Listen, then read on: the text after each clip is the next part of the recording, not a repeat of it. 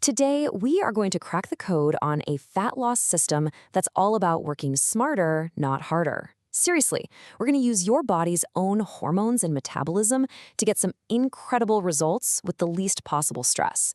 So let's dive right in. You know that feeling, right? You're killing yourself with workouts, you're starving on a strict diet, and you just feel burned out. Well, we're here to challenge that whole more is better idea. What if the real key was to be way more efficient, maybe even a little bit lazy? Now, let's be super clear. When I say lazy, I don't mean becoming a couch potato. Not at all.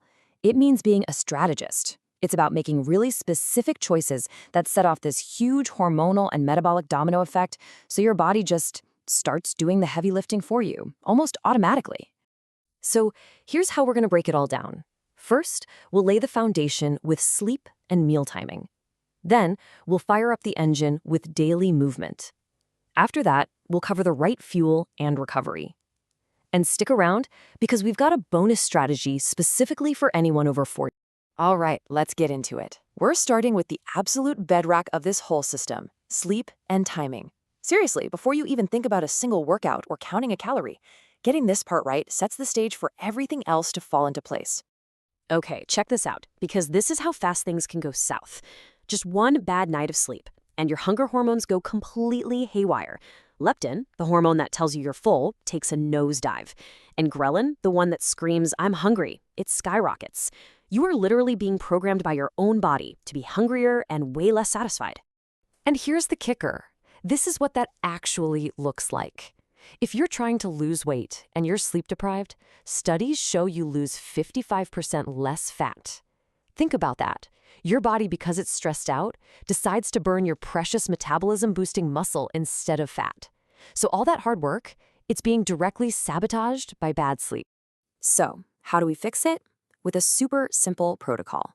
It's called the 10-3-2-1 method. 10 hours before bed, you're done with caffeine. 3 hours before you finish your last meal. 2 hours before you stop chugging liquids.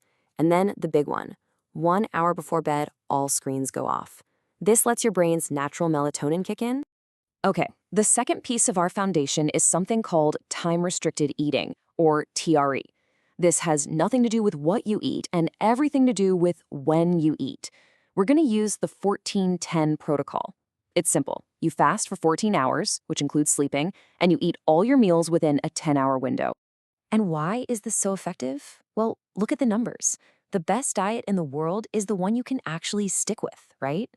People find it way, way easier to just watch the clock than to count every single calorie that passes their lips. It's just simpler, and that's why it works.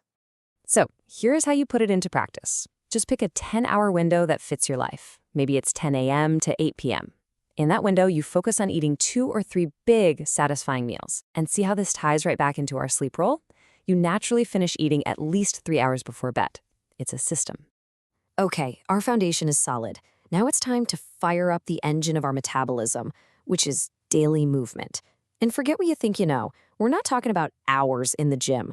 We're going to focus on low-effort activity and one shockingly short but super efficient workout. I want you to meet your new best friend, NEAT. It stands for Non-Exercise Activity Thermogenesis. It's a fancy term for all the calories you burn doing, well, everything that isn't formal exercise. Walking around, fidgeting, taking the stairs, cleaning the house, all those little movements are the real unsung heroes of your daily calorie burn. And the impact of NEAT is just staggering. Get this, the difference in daily calories burned between someone who's sedentary and someone who's just generally active can be up to 2,000 calories. 2,000 for 2 people of the same size.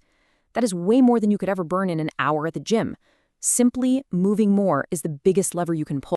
So what about actual exercise? Well, this is the ultimate lazy cheat code. Forget those long, grueling HIIT workouts. Studies showed that sprint interval training, or SIT, is way more effective.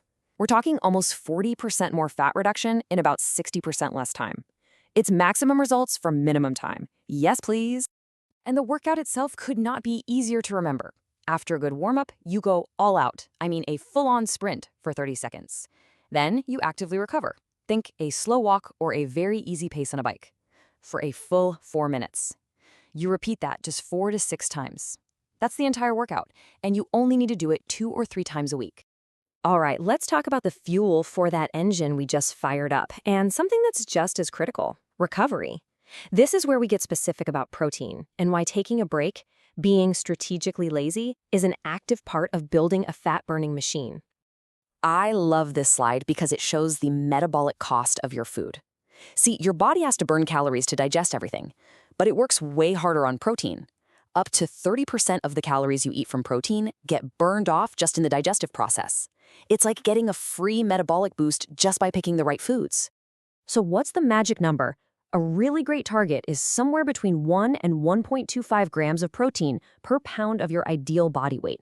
Hitting this number is absolutely crucial for two big reasons. It keeps you feeling full, which crushes cravings, and it protects your muscle while you're losing fat.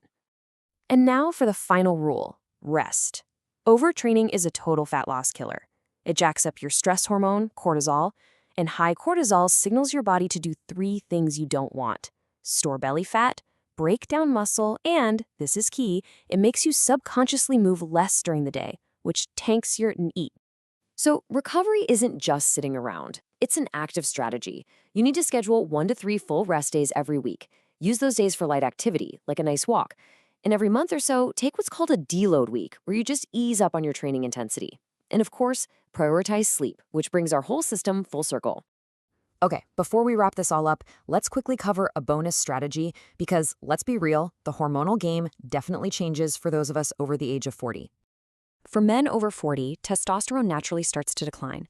But the great news is that resistance training and the very act of losing excess fat can be powerful tools to help restore it.